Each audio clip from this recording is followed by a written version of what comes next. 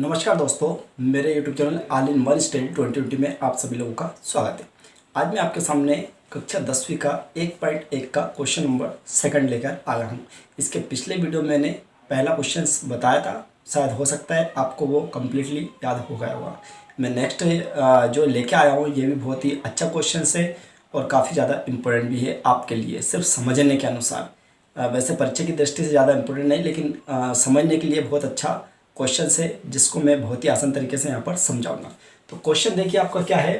प्रश्न वाली 1.1 का दर्शाइए कोई धनात्मक विषम पूर्णांक 6q+1 या 6q+3 या 6q+5 के रूप का होता है। सिर्फ आपको दर्शाना है कि कोई धनात्मक विषम पूर्णांक। तो इसको मैंने बहुत ही आसान तरीके से मेरे नोट्स में इसको तैयार किया है, उसके आधार पर मैं आपको समझाऊंगा। तो देखिएगा क्या याद करना आपको, धनात्मक विषम पूर्णांक से मतलब है यहाँ पर किस बात से, धनात्मक विषम पूर्णांक। तो आपको यहाँ लिखना है इसी के आधार पर। सबसे पहले हम लिखेंगे माना कि, क्या लिखेंगे, माना कि। अब जो इसमें लिखा है उसके अनुसार आपको चलना है। तो धनात्मक विषम पूर्णांक की बात करें तो आप भी ऐसे ऐसे लिखेंगे, माना कि धनात्मक विषम पूर्णांक जिसकी बात कर रहे हैं उसके अनुसार चलेंगे। तो माना कि धनात्मक विषम पूर्णांक, अब कोई भी धनात्मक विषम पूर्णांक अपने अनुसार मान सकते हैं, चाहे तो आप x माने y माने जो भी है। तो मैं मानता हूँ यहाँ पर x, तो आप क्या लिखेंगे, x है। यहाँ पर लिखा माना कि धनात्मक विषम पूर्णांक x है, या आप लिख सकते हैं माना कि कोई धनात्मक विषम पूर्णांक x है, या आप लिख सकते हैं माना कि एक धनात्मक विषम पूर्णांक x है। यानी कुछ भी आपके अनुसार इसको लिख सकते हैं। क्लियर। यहाँ पर हमने क्या माना, पूर्णांक यानी धनात्मक विषम पूर्णांक, उसको क्या मान लिया, हमने x मान लिया। इसके नीचे लिखेंगे तब जब हम इसको धनात्मक विषम पूर्णांक मान लेते हैं, तब हमारे पास किसी भी संख्या में जब हम भाग लगाते हैं तो उसके लिए हमें दो चीज़ों की आवश्यकता होती है, एक तो भाज और एक भाजक। यानी भाज और भाजक अगर हमारे पास है तो हमें शेषफल बहुत आसानी से प्राप्त हो जाता है, या हमें भागफल बहुत आसानी से प्राप्त हो जाता है। लेकिन हमें सबसे मेन इंपॉर्टेंट चीज़ क्या है, भाज और भाजक की आवश्यकता पड़ती है। तो यहाँ पर हमने क्या करा, धनात्मक विषम पूर्णांक x माना है, तो इसके लिए हमें एक चीज़ की और आवश्यकता पड़ेगी, यानी हमें भाज्य की आवश्यकता पड़ेगी।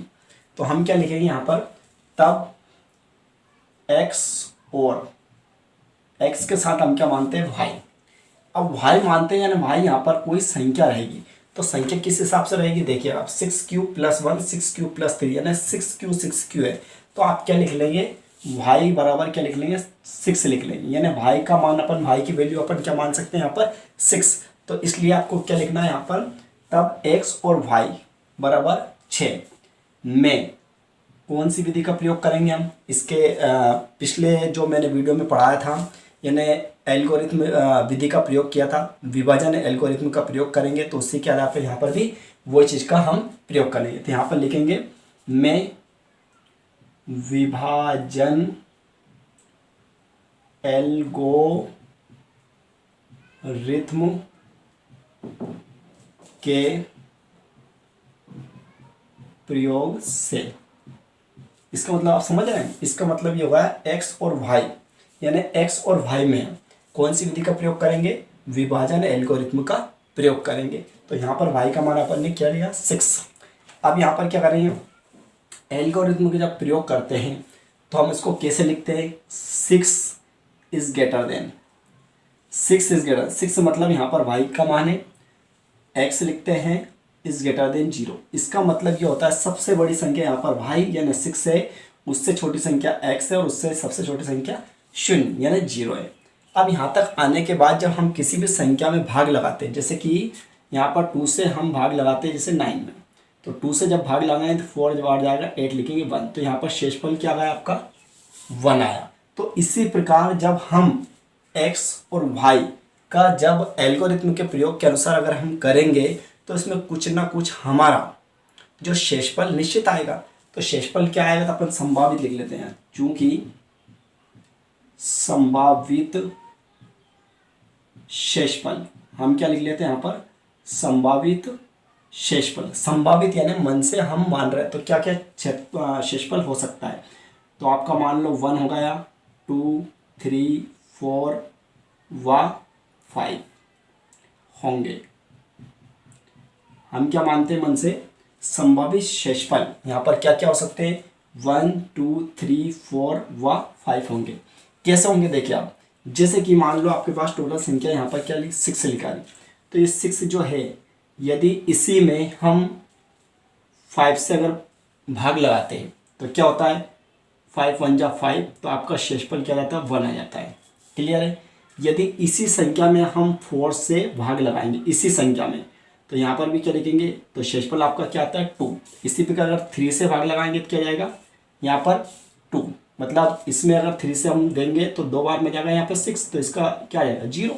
तो इसी प्रकार यहाँ पर संभावित शेषफल हम क्या क्या ले सकते हैं, 1 2 3 4 व 5, यानी इस प्रकार हम संभावित शेषफल ये ले सकते हैं। ठीक, इसके आधार पर जब हम ले लेंगे तब हम क्या लिखेंगे यहाँ पर होंगे, अतः क्या लिख सकते हैं, अतः x संख्याओं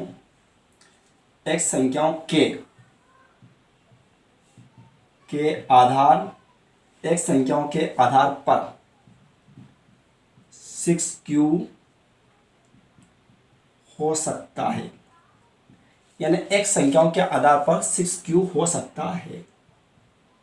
अब 6q क्या हो सकता है, एक संख्या हो, x का मतलब यहाँ पर धनात्मक विषम पूर्णांक माना है, तो इसके आधार पर 6q को हम कितनी बार कैसे क्या लिख सकते हैं, तो हम लिख सकते हैं 6q + 1 लिख सकते हैं, कोई प्रॉब्लम, फिर 6q + 2, फिर 6q + 3, फिर 6q + 4, फिर 6q + 5, इस टाइप से हम लिख सकते हैं। ठीक है, तो हम 6q को इतने रूप में लिख सकते हैं, 6q + 1, 6q + 2, 6q + 3, 6q 4 और 6q + 5, यानी इतने रूप में हम लिख सकते हैं। ठीक है, अब हमने यहाँ पर देखा x संख्याओं के आधार पर। ठीक, और x संख्या को हम क्या मान रहे हैं, धनात्मक विषम पूर्णांक मान रहे हैं x संख्या को, तो इसके लिए हमें क्या लिखना है, यहाँ पर लिखेंगे आप,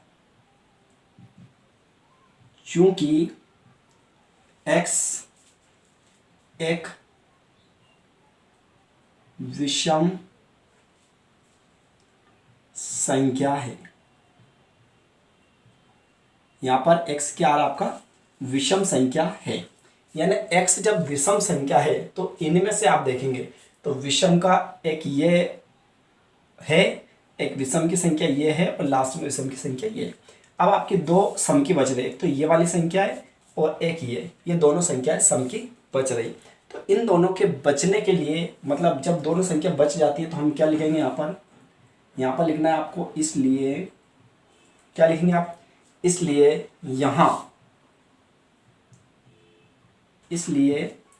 यहाँ 6q + 2 और 6q + 4, समझ रहे हैं, सिर्फ आपको 6q + 2 और 6q + 4 यानी सम वाली संख्या आपको लेना है। तो ये मैंने सम लिया और ये सम लिया, दोनों सम संख्या लेना है। ठीक है, तो लिख देंगे कामा 6q के रूप का नहीं हो सकता है। इसका मतलब ये हो गया कि जैसे 6q था, 6q के हमारे पास दो रूप आए, 6q + 2 और 6q + 4, तो ये 6q के रूप का नहीं हो सकता। क्यों नहीं हो सकता, क्योंकि ये सम है, जबकि हम बात क्या कर रहे हैं, विषम की बात कर रहे हैं। तो यहां पर हम कारण भी दे सकते हैं, क्योंकि इसका हम कारण क्या बताएंगे, देखिएगा आप, हमें कारण बताया क्योंकि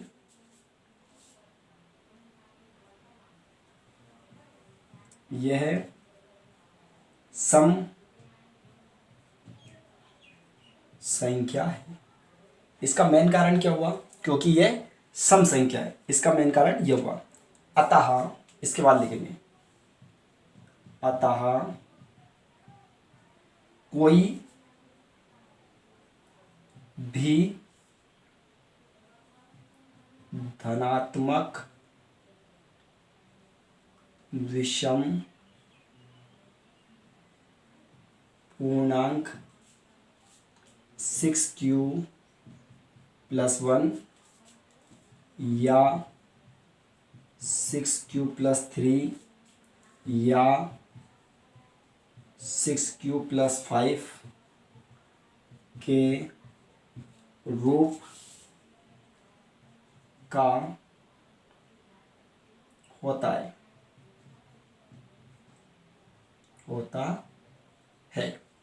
ठीक, क्लियर। आपको रिवाइज करवाता हूँ कि मैंने कैसे क्या किया।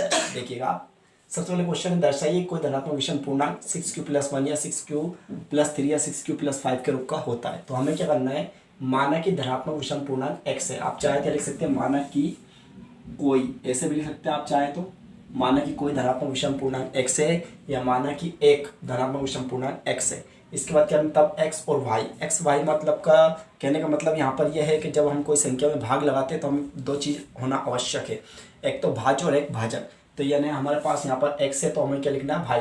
तो x और y बराबर 6 में विभाजन एल्गोरिथम के प्रयोग से, एल्गोरिथम जो हमारी मेथड होती है, प्रमेय होती है, उसके अनुसार हम क्या लिख सकते हैं, 6 is greater than x is greater than 0। यानी यहाँ पर सबसे छोटी संख्या 0 है, उससे बड़ा ये है, उससे बड़ा ये है। ठीक, इसके बाद में लिख देंगे संभावित शेषफल का मतलब ये, जब हम किसी संख्या में भाग लगाएंगे तो उसका शेषफल कुछ न कुछ हमें प्राप्त होगा। क्लियर, हमें कुछ न कुछ प्राप्त होगा। तब हम कह सकते हैं कि अतः x संख्याओं के आधार पर, यानी x संख्या के आधार पर हम 6q हो सकता है, या 6q को हम क्या क्या लिख सकते हैं, तो 6q plus 1, 6q plus 2, 6q plus 3, 6q plus 4, 6q plus 5, इतना रूप में सकते हैं। चूंकि x एक विषम संख्या है, यहाँ पर x क्या है, एक विषम संख्या है, विषम संख्या इसके आधार पर लिख सकते हैं, इसलिए यहाँ 6q प्लस 2 और 6q प्लस 4 और 6q के रूप का नहीं हो सकता है।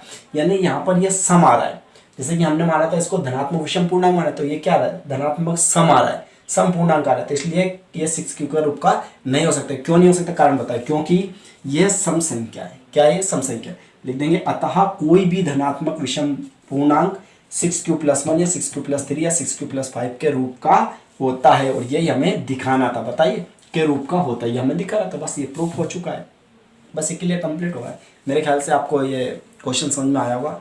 इसके नेक्स्ट वीडियो में हम इसी प्रश्नवाली का नेक्स्ट सवाल लेके आएंगे, जिसके लिए आपको वेट करना है। लेकिन मेरी एक रिक्वेस्ट है आपसे, यदि आप क्लास 10th में पढ़ते हैं, 9th में पढ़ते हैं, 11th पढ़ते हैं, 12th में पढ़ते हैं, तो आप मेरे चैनल जरूर सब्सक्राइब करें, क्योंकि मैं इस चैनल के माध्यम से हिंदी, इंग्लिश एंड संस्कृत तीनों की ज़बरदस्त ग्रामर में आपको पढ़ाऊंगा, जो आपके आगे तक काम आएगी। जैसे आप 9th में पढ़ते हैं तो 9th में पढ़ेंगे, 10th में भी काम आएगी, 11th में काम आएगी, 12th में। और वर्तमान में अगर 12th में पढ़ते हैं तो 12th के लेवल की भी मैं ग्रामर यहाँ पर मेरे चैनल के माध्यम से पढ़ाऊँगा। पूरा वीडियो देखने के लिए थैंक यू सो मच।